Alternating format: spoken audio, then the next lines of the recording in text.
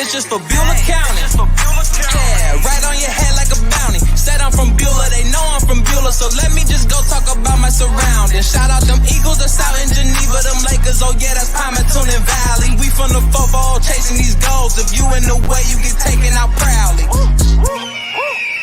And Jefferson soaring with Falcon. Said that you working, you ain't really working. You see that we working, our hands got a callus. Putting in reps till we moving some mountains. Edgewell got warriors, they won't allow it. Me, I bleed green and gold, they know defeating those dragons who run the whole city, you wildin'.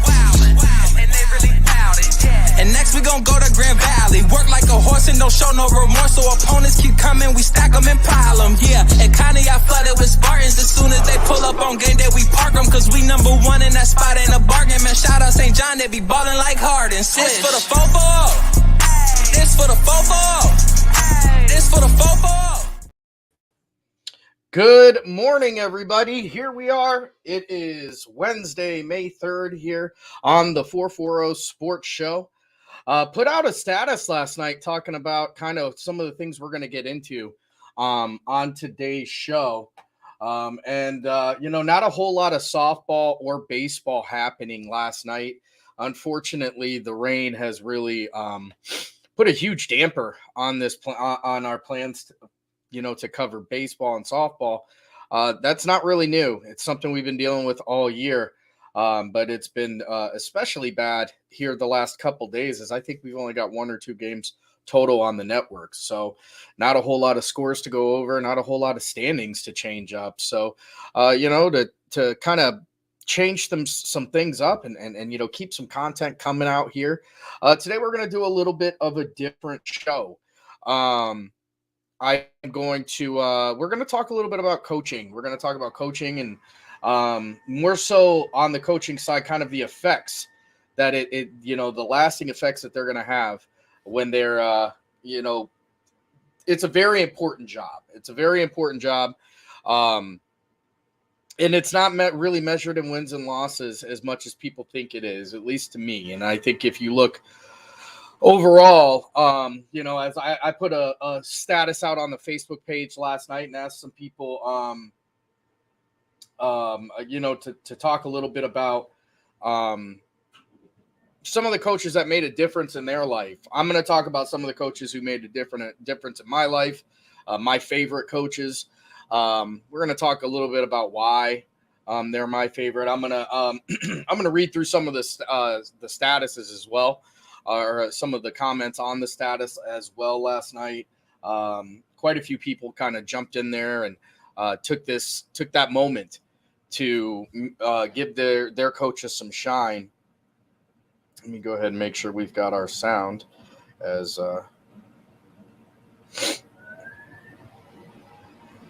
can't do a whole show if you can't hear me, right? Perfect. So, we're going to get right into that. I do want to check this out first. Again, now we have some games that are on. We do have some games that are set to be on the network tonight, and I believe there are some games that are set to be played this evening. But again, I believe the rain is going to continue. I know schools like PV have canceled everything through Wednesday, hoping that it dries out. So just kind of stay tuned. You're going to want to go to www.ysnlive.com and check that website out. To check that website out to make sure that any games that are going on, cancellations and otherwise, we'll let you know right up there. Let's get into this coaching thing. So I've had the pleasure, I've had the gift of getting to be coached by a lot of people throughout my entire lifetime. I played all kinds of different sports. I had a really great set of parents. I have a great set of parents. My mom and my dad did everything they could to make sure that, if we wanted to try it, we tried it. If we wanted to play a sport, we played it. I mean, we were never locked into, any one season, any one sport that you had to play. their only rule, and it's a rule actually that's carried over to my kids and I guess my parenting said is, when you start something, you finish it. So whatever we started, we finished it. And, some seasons I did for 1 or 2 years, and some seasons I did my entire life. I think the one sport that sticks out the most to me, obviously, was football. That was my first love, and it's still probably my biggest. That's one that I started, before it was called the YFL, it was Midget League Football. And I don't know if you're allowed to call anything that anymore, but, that's where I started. And I'll be honest with you, I think at that level, it's very important that the coaches are, who maybe are not as lauded who maybe are not as applauded as some coaches from higher levels, but I think they have a very, very important job at that level. That youth level is where a lot of kids develop love for the sport, and unfortunately, where a lot of kids develop hate for the sport too. I was blessed to have some guys that really showed me the fun of the game, the beauty of the game, really instilled a love for the game of football at that youth level. And, I look back to, my first coach ever. It was a guy, God rest his soul, named Earl Johnson. I was a Jet. I still have, at my parents' house right now, I still have, a Jets helmet. But it was really at that point, at that level, that I really started to learn to love to play football and, everything it was about. And, it was a group effort there, but Earl Johnson is one of the guys that just kind of stands out, to me. He was tough. He was a rough coach, but he really cared about us, about the kids, and he wanted to make sure people were learning the game and having fun with it. And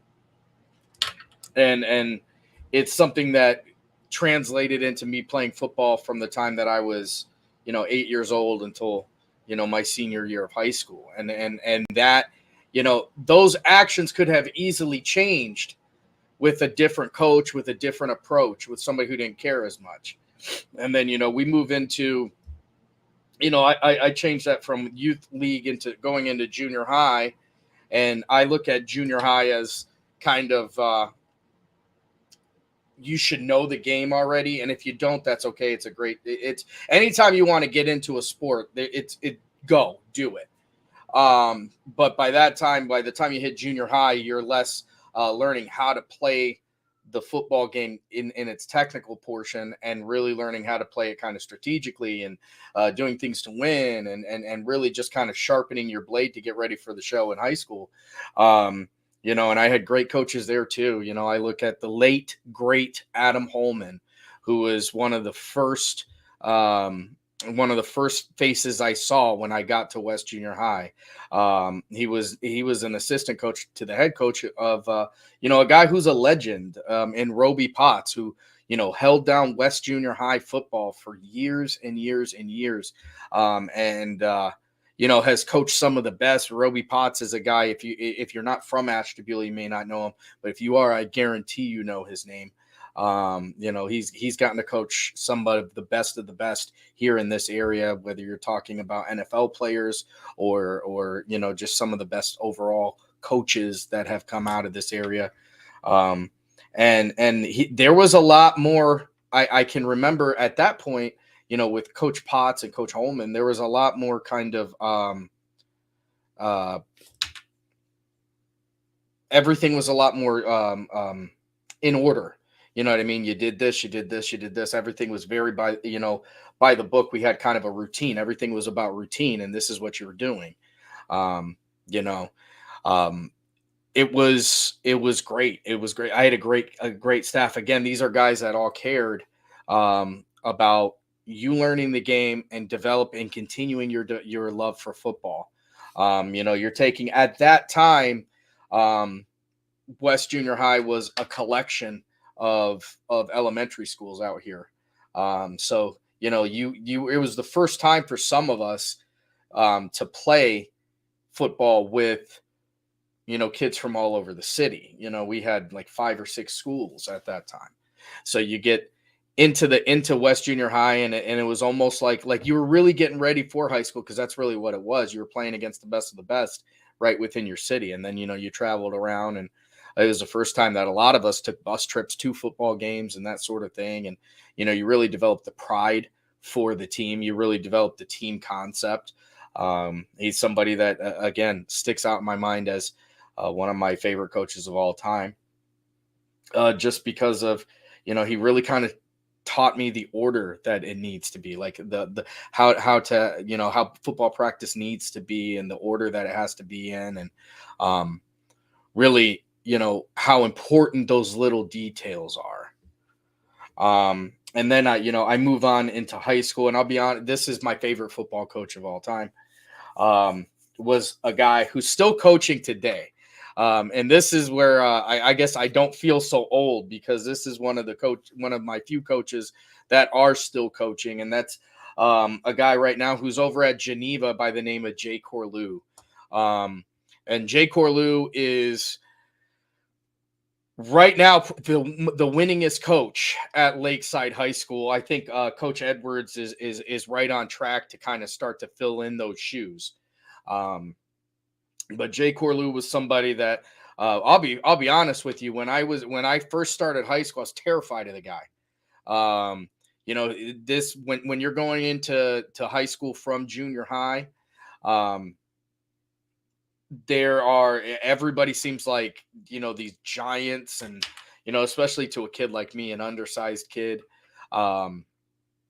Everybody seems like you really think they're professional athletes. I was, coming into high school with guys who were already established, by like, Cameron Bobb, who stood at a towering 6'5" or 6'6", Josh Cooper, who was, Ash Tabula's version of Barry Sanders at that time, Elijah Cooper, who, if anybody, what he looks like now. I mean, that's what he looked like back then too. He was a big guy, a great football player. We had huge guys. So I remember going into high school and just wondering, like, how is this going to work? But you had guys like Jay Corlew who, made it a point to get, and at that time, Lakeside has a varsity, a JV, as well as a freshman. We were a Division I high school at that time. We were a fresh consolidated school. But Corlew made it a point to, get FaceTime with everybody on the team. We had a huge team, something like 60 or 70 on our team. And I think this is one of the most underrated portions of the coaching of a head coach's job. And the most underrated portion of a head coach's job is his ability to put together a staff. And this is something that, whereas Corlew is one of my favorite coaches as a person, because, going through high school, he was tough. You know what I mean? He was a gut buster. If you weren't doing your job, you knew about it. He was going to let you know. But he was also the first one to give you your props. He was also the first one to lift you up when people asked about you. He cared about his players. He always wanted them to succeed. He pushed them to succeed. And I think that's really one of the most important parts of coaching is, are you there to make your players better, not just on the field, but off the field too? I think off the field in most cases is more important. One of the things we talked about, or over on YSN has been brought up on the Power Hour in a couple different times, is they talk about the percentage of kids who are going to go on from high school to college, and it's somewhere in the neighborhood of 7% now. Whether you're talking Division I all the way down to JUCO and AIA. It's something around 7%. That number drops significantly when you're talking about kids who are going from college to the NFL, or college to the NBA, or, college to professional sports in general. So it's a percentage of that percent. So it's just, a lot of the times, you're not coaching kids to get them ready for a Tom Brady NFL career. You're coaching kids to create successful adults. And I'll be honest, I was blessed to have coaches who did that. Jay Corlew was one of those guys. not only his ability to coach us on the field, because we won a lot of football. We won a lot of football games. We had a real pride in our high school at that time. We had a real pride in being I was a Lakeside Dragon 2005 graduate. So we had a real pride. There was a pride about being a Dragon. And there was, he had the unique challenge at that time of developing pride in a team, because we had kids from two different schools and really kids from two different sides of the track. We have a bridge here that kind of separates the harbor from Ashtabula, and there are certain stereotypes and stuff that go from whatever side of the bridge you're on. The closer to the lake you are, things got a little bit nicer back then. And he had that challenge too. It wasn't exactly a remember the Titans type of deal. But there were definitely aspects of that. And that's, again, something he embraced and instilled, this camaraderie, this team, being a team and caring about each other. And, it doesn't matter where you're from or what you look like or who your parents are. When you're wearing this uniform, you're a Dragon. Those sort of things really kind of settled in. And I talk about the staff that he was able to put together. And I mean, it was a staff full of guys who really cared about kids. And that's where you got kind of the individual effort that a lot of kids needed, including a kid like me. An undersized kid like me. I wasn't running a 4.40 or, having a huge vertical. And to be honest with you, I couldn't catch a cold. But there were coaches out there. I was still a part of that team and found ways to contribute. And, I think one of my biggest attributes then, at that time was just, I wasn't afraid to hit anybody. So, they put me in positions on defense to just, get some hits in. He put together a staff of guys that I think kind of catered to all the different personalities on the team. Even if you were teed off at one of your coaches, there was another coach that you could relate to, whether you're talking, we talked about Sconey, Marcus Pearson on here, when he passed away years ago. But, he was somebody that meant a great deal to me, and is a big reason why I played football there as well. Because one of the things that going into that freshman year as an undersized, I think I was all of about 135 pounds, thinking that, football was no longer for me. It had passed me up. I look at a guy like Sconey Pearson, who, was an assistant coach on the staff there. And when he found out I wasn't playing, literally came to my house and told me, get my butt out on the field. I look at guys like Scott Answervitz, defensive back coach. He had a way of getting me and the defensive backs out there mad enough to play well. He knew football. He was great at motivating you.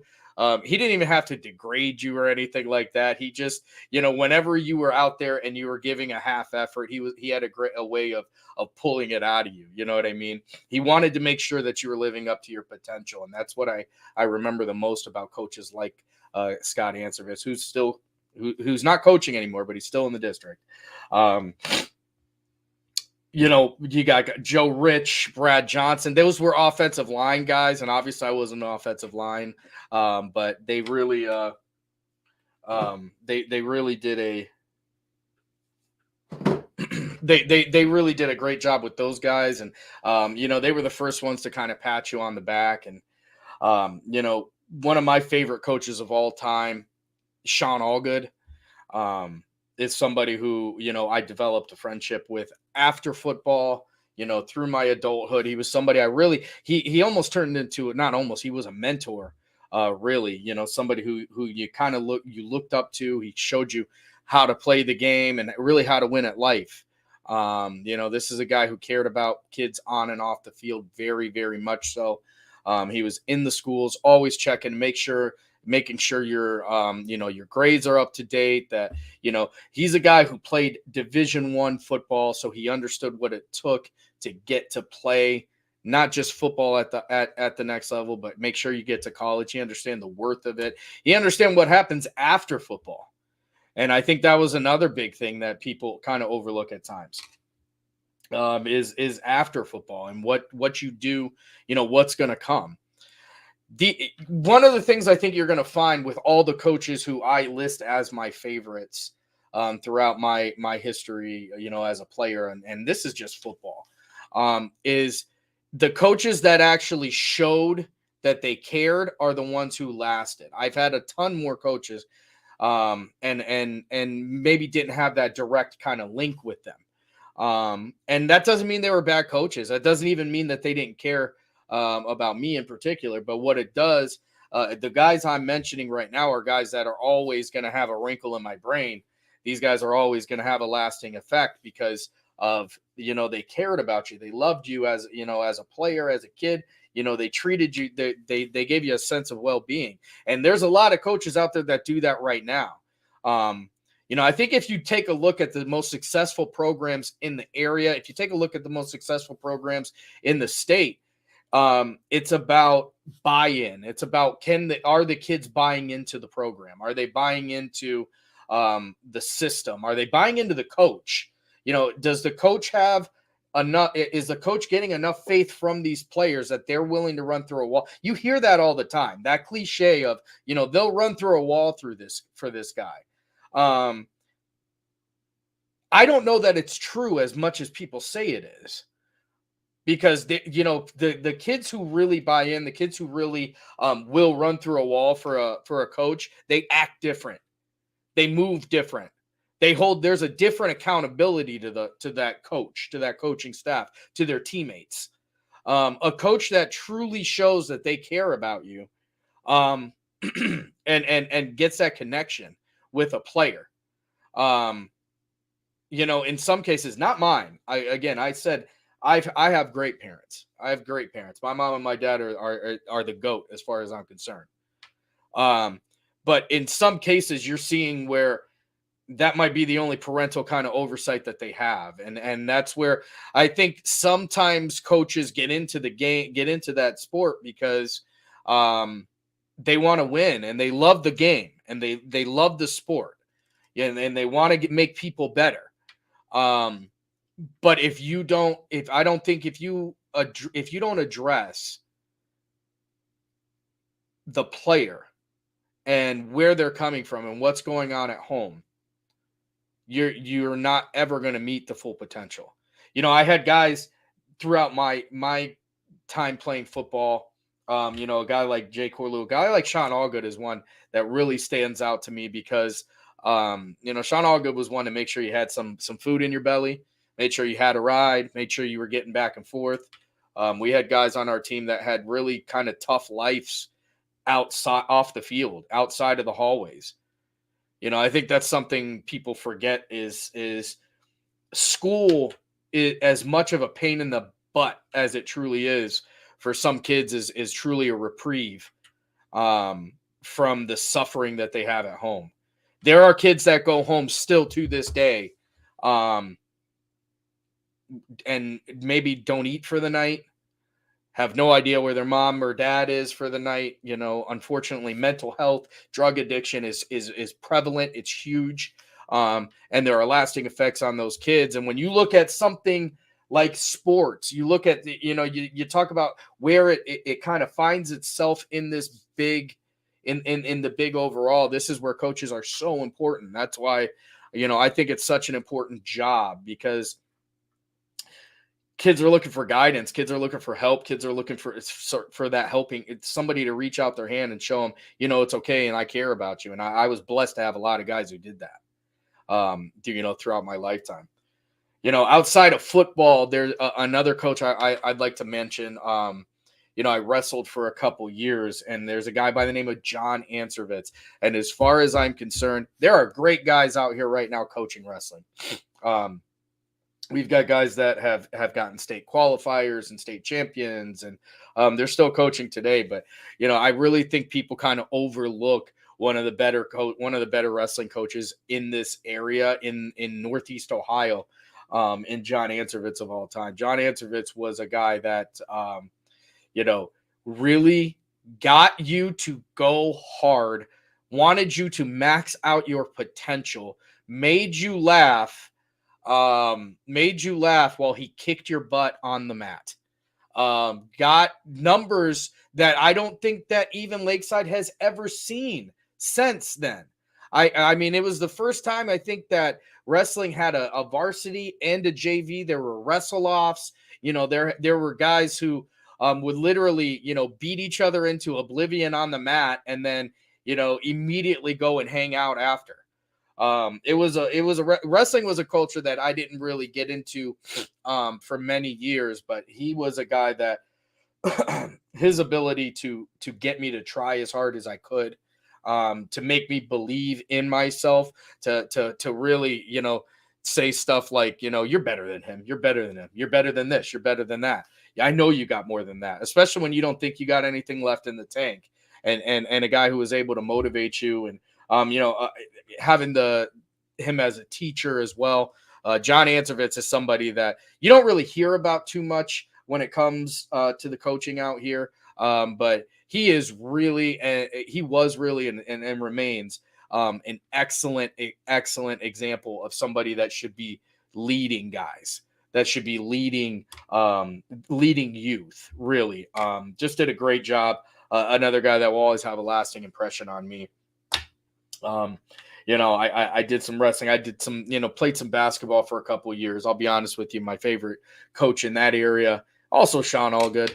I still can't tell you how, he was able to take our freshman team and have us go one loss and win as much as we did. He was another one that had a way of making you accountable, to yourself, making you accountable to the team as well. Found a way of really pulling the best out of you on the basketball court and taking guys who maybe didn't have as much talent as they thought they did, and helping them find a place. And sometimes I think that's the biggest challenge for a coach as well, is getting a kid that maybe isn't as talented but is a try-hard, and finding a way to kind of prop them up a little bit, because there's a lot of ego involved. And ego is a frail thing. It's something that you got to take care of with these kids, because these kids can be brought up and they can be broken down just as quickly. And kids have a hard time recovering. If you break them down, make sure you can put them back together, I think is a big one. Speaking of coaches, hey, Coach Rich, how are you? I talked a little bit about Coach Rich here earlier in there. He's one of the lineman coaches during my time of playing. Him and Coach Johnson, like I said. And even though I didn't necessarily work in that group, because, I was a little underweight, we had big boys. Coach Rich was another one who always found a way to, get involved with the team and other players, and make sure we had our head on straight and put a boot in our butt if we needed it. But also was the first one there to give you a hug when you did something awesome. So Coach Rich is another one of those guys that will always stick out. I want to talk about, I'm going to go into some of these statuses from people that commented on their favorite coaches throughout their time. Starting off with, we're just going to run kind of down the list. And thanks to everybody who kind of took part in that. All the coaches at this is Kyle McGurr. All the coaches at Club Ashtabula Volleyball are amazing. The time and effort they put into every girl that plays with them at all age levels, year in, year out, is amazing. Get out to watch and see. That was Kyle McGurr on there. Jocelyn Nicholas, who is a friend of the show, one of our photographers. Some of the stories you're going to see coming out here shortly, as YSN Live will be pumping out some more stories, post-game coverages, that sort of deal. You're going to see some of her pictures on here too, because she is an an endlessly talented young lady who really has an eye for photography. Coach Marcus Parker, although he's never coached me, being so close and personal with the teams I photograph, I've seen how dedicated he is. He's teaching the sport and the rules, the way of the game, but he also teaches sportsmanship, compassion, leadership, and respect to his athletes. He cares about their personal goals within the game as well as their life goals. He helps in any and every way he can to ensure athletes are competing to their fullest potential. Anyone who's been around him would know how much a motivational and caring coach he is. I'm incredibly blessed to know him. And again, that kind of echoes some of the stuff I was talking about earlier in the show. All the coaches that I listed off, those are the traits that stuck with me. It's the coaches that get you to care not only about the sport, but about yourself, about that are trying to make you a better person, not just a better player. Those coaches stick out. You know what I mean? It's the coaches that help you when you are failing. The coaches that help you when you are failing and bring you to the, can show you how to succeed. And your path to success is going to be different than another kid because some other kid might be faster than you. Some other kid might be slower than you, but they're going to show you how to get to that finish line together and feel good about what you did. Ryan Fuller says, Steve Urchek was not just a coach, but a hero to so many. As one of his former players in baseball from 1999 to 2003 as a Pymatuning Valley Laker, not only did he go above and beyond for me and other coaches, but as a father figure with my government teacher. He supported me in so many ways. He lived and breathed baseball and had a heart of gold for history. He looked out for all of his students to help them achieve anything they are striving for. He loved his players, his students, and family. We miss and love you, Coach. Talking about Steve Urchek from Pymatuning Valley, who was recently lost to, I believe, cancer down in PV. I do remember some of the things that they put together for him, and he's a guy that is a giant among Lakers. So shout out to Coach Urchek, as he was mentioned more than once on this call to action, I guess, for players to talk about their favorite coaches. Chris Benarski says Dan Kraft and Andy Kiphart, another one that makes me feel good because Coach Kiphart is absolutely still coaching right now over on the Lakeside baseball team. Dan Kraft and Andy Kiphart, baseball coaches at Harbor High School baseball. They expected greatness out of us and pushed us to be the best we could be, and I'm glad that I had that push in my life. The work ethic was taught to me so many years ago is still used today. Rest easy, Coach Kraft, another of our coaches that has been taken far, far too soon. And again, Coach Kiphart is a coach that's still coaching over at Lakeside now. The 1 year I played baseball as a high school athlete, he was on the staff for the varsity. So was Coach Kraft, actually, for that matter. Coach Kraft and Coach Nappy, I believe, at that time. I had a gentleman by the name of Wayne Howell as I was a freshman baseball player. But I remember Coach Kiphart from that time. And to this day, I'll tell you one of the things I think is so cool. And maybe it's just me, but I don't think so. And anybody watching, I'd love to hear your input on this. Do you ever stop calling a coach? Because, to this day, every coach I've ever had, and I'm a grown adult. I'm 36 years old. I haven't played, a competitive sport like that in years and years and years.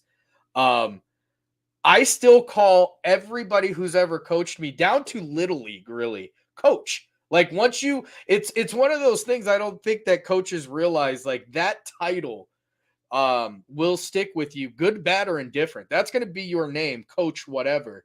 Like Coach Rich. I can't call him Coach. I'm not going to call him Joe. That's Coach.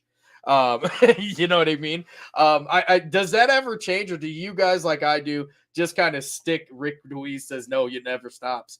I agree. Does that ever stop? Because it just does. There's something it doesn't feel right about once you're a coach, you're always coach for life.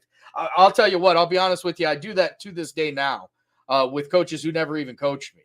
When I'm talking to coaches from around the league and trying to get from around the area, I Coach Buzz and Coach Elijah on all these guys, Coach Hannah. Coach Hannah is a guy who I grew up with directly. And he's coach now. What's up, coach? What's up, coach? It is absolutely a sign of respect. Coach Rich, 100%. Moving through some more of these comments here. You got Jacob Bell says John Butchko is not just a great, it is just a all-around great dude and knows his football. We lived in the same neighborhood, and whenever he saw us playing football in the street, he stopped no matter the rush to play quarterback. 10 out of 10 human being right there. Zach Winchell, who, Ashtabula's all-time county leading passer, says, I second this. This guy made me. He showed me how to love and know the game more than I ever thought possible. An offensive savant would be an understatement. A mother of a player, Jessica Marie, says Butchko went beyond football for his player. They were family. I remember when he helped Zay go from an F to an A in French his freshman year. That's a really cool part of a cool point to make as well. You got to care about the kids' grades more so than people realize, I think. I think all coaches care about your grades because in Ohio, you got to be eligible to play. So they care about it at least to that much. But I think some coaches take it more personal, the grades that you're getting. And because I think they look at your grades as a direct reflection of how much you're trying in school.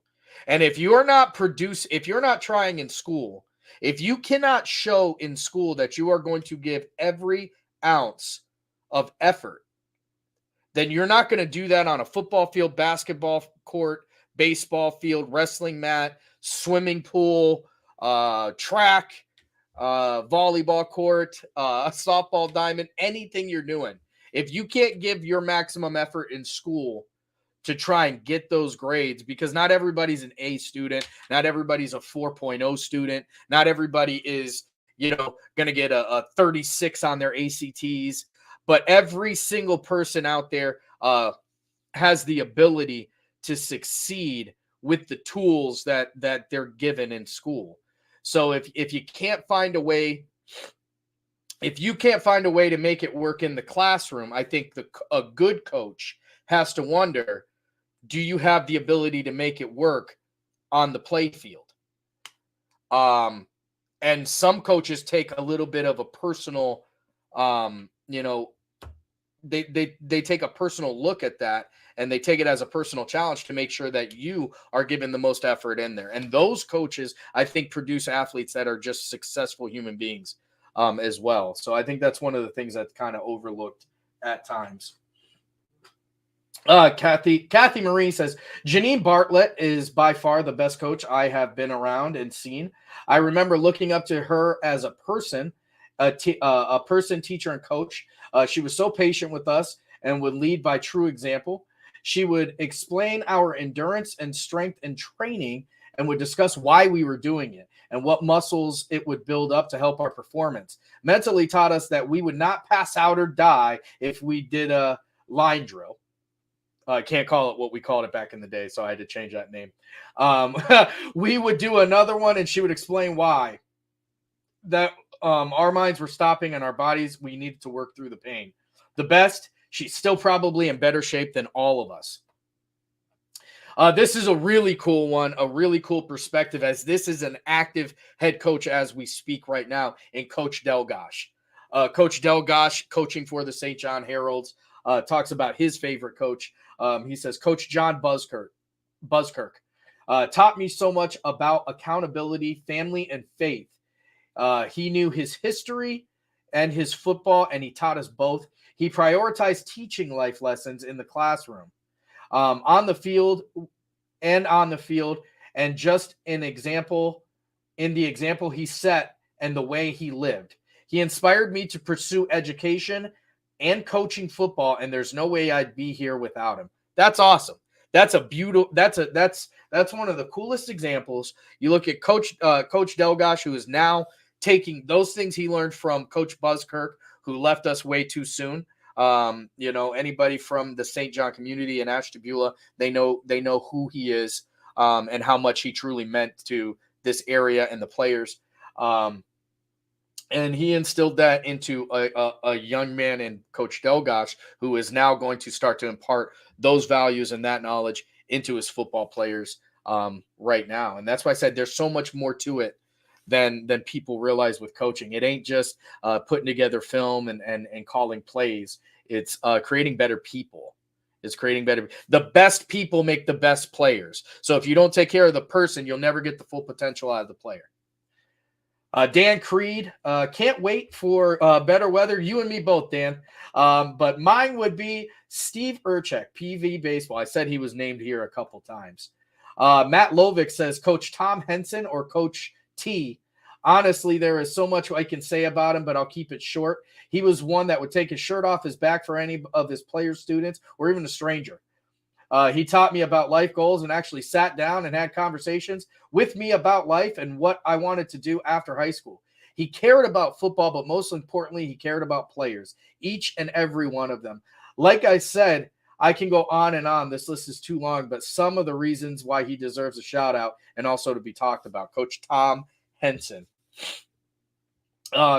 Teddy Butt talks about, I've had a lot of great coaches starting with my dad, Gary.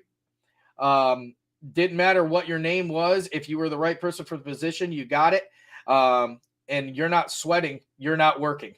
I love that. I've heard that 100 times in my life. I hated hearing it when I was working though. Then in high school, Joe Kearney, Matt Bradley, Bill Nye, Steve Fable, in the great coach Bill Phelps from Jefferson was a great man who taught me a lot of life lessons, mainly to have some integrity and do your job, outwork anybody in the room. One of the cool things about that one, Teddy, is Joe Kearney. I actually had the gift of getting to play underneath of him as well. He was one of the coaches for mine, and I'm sorry I forgot about him.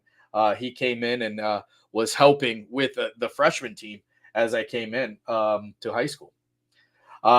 Justin Drapp says, hands down, Steve Urchek. I told you Urchek got a lot of love on here as well. He should have. And Urch and his entire family dedicated their lives to PV Laker baseball for 17 years. During 17 years, he managed the Lakers for over 200 wins. Regardless if I was playing for him, playing in college, or coaching against him, he always gave me advice and had time to talk. I owe a lot of my success in teaching and coaching to him. I would not be where I am without him today. Steven Urchek and Coach Draft. Another one of the coaching perspectives, the coaches who coach the coach. I love that perspective because these guys are the ones who are truly going to have a chance at kind of carrying on that legacy, really, and getting really getting to honor their coaches in the best way possible, and that's by coaching like they were coached. So those were some of the comments. I want to thank everybody for joining into those comments. Want to get into we're going to go to a really quick break because I ran super long and I had a feeling I was going to do that because this is one of those subjects that really kind of elicits an emotional response from me. And I've had the pleasure of having so many guys throughout my lifetime coach and make a difference on me that this is something I just love to talk about. But let's go to a quick word from our sponsors. Again, at the 440 Sports Show, we're still looking for some support. It's brought to you by nobody right now. I'd love to get Ashtabula businesses involved. It's a great way to get your product out there, get your business or your product in front of well over 70 demographics, as we're going all the way down from Akron to Lake Erie. Everybody in between is part of the YSN umbrella. But we're going to go to and you're also getting to help kids as we take all the money from sponsorships and advertisements, and it fuels shows like this, as well as the broadcast that we do. We're going to go to a word from our sponsors, and we'll be right back. We believe expectations are made to be exceeded. At the new Toyota of Warren, it's about more than just getting a great deal. It's about service you can count on and a friendship you can trust. Year after year, we've done what we do best. We've gone the extra mile so you could too. Because we know it's just not about buying a new car. It's the start of a new adventure. Toyota of Warren, driven by you. Before the lights come on, before the workday begins, before a long day is ended, or it's time to have fun, it all starts with the people at Joe Dickey Electric. From replacing a light fixture in your home to building a substation for your business, no job is too big or too small. The people of Joe Dickey Electric power them all. Joe Dickey Electric, over 60 years of powering the Mahoning Valley.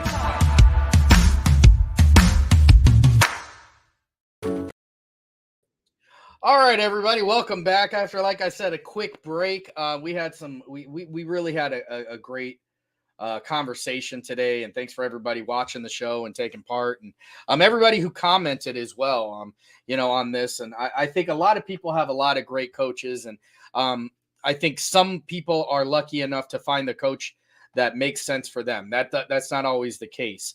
I give credit and I give respect to all the coaches who try to be that guy or that girl for everybody, who try to make a unique connection with all of their players, because ultimately that's the most important thing you can do as a coach. Your record may be measured in wins and losses, but your effect or your memory will be measured in the effect you had on the player. There are teams that have gone winless that will still to this day fight off 100 Lions for their head coach. There are teams that have gone undefeated that will walk by their coach on the street and not even wave. You have to decide, I guess, really as a coach, what you're trying to get accomplished.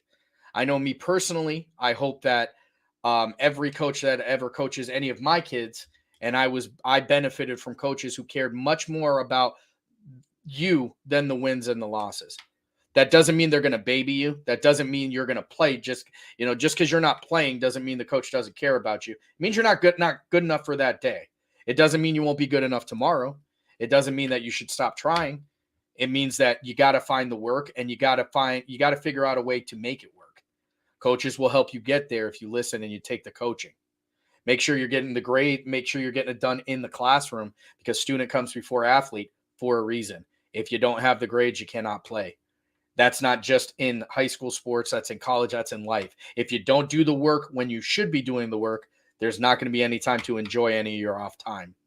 The harder you're doing work when it comes to working or becoming a better person, the more time you're going to have to enjoy in leisure activities. That's what I've learned as an adult, and I'm still working through some of that stuff myself. It was a fun show. I really, really enjoyed this one. Thanks again for everybody who took part. We'll see, hopefully, some games today. Maybe we can get some more covered. I want to send a shout out to all the coaches that are coaching right now. I think that we have some of the best leading these young people today. I've had the honor of getting to work very closely with a lot of them. Basketball, football, tons of coaches. They all do a great job. And I think one of the most intriguing things that I've gotten to do over this past 3 years is get to see the different approaches and the different results that each coach gets. They all have a method to their madness. And it works for some and it doesn't work for all. But at the end of the day, as long as you're doing it because you care about kids, you're doing it for the right reason. That's going to be the show today. Thanks so much, everybody, for joining. My name is Sam Torres. This is the 440 Sports Show. I'll see you guys tomorrow. This for the fofo. This for the fofo. For the city and the back roads, got a whole county full of them goats. All from the fofo. Hey, it's just for Beulah County. Yeah, right on your head like a bounty. Said I'm from Beulah, they know I'm from Beulah, so let me just go talk about my surroundings. Shout out them Eagles that's out in Geneva, them Lakers, oh yeah, that's Palmerton and Valley. We from the football chasing these goals. If you in the way, you get taken out proudly. And Jefferson soaring with Falcon. Said that you working, you ain't really working. You see that we working, our hands got a callus. Putting in reps till we moving some mountains. Edgewood got warriors, they won't allow it. Me, I bleed green and gold, they know defeating those dragons who run the whole city. You wildin'. And they really bout it. And next we gon' go to Grand Valley. Work like a horse and don't show no remorse. So opponents keep coming, we stack them and pile them. Yeah, and Connie I flooded with Spartans. As soon as they pull up on game day, we park them. Cause we number one in that spot, ain't a bargain. Man, shout out St. John, they be ballin' like Harden. This for the fofo.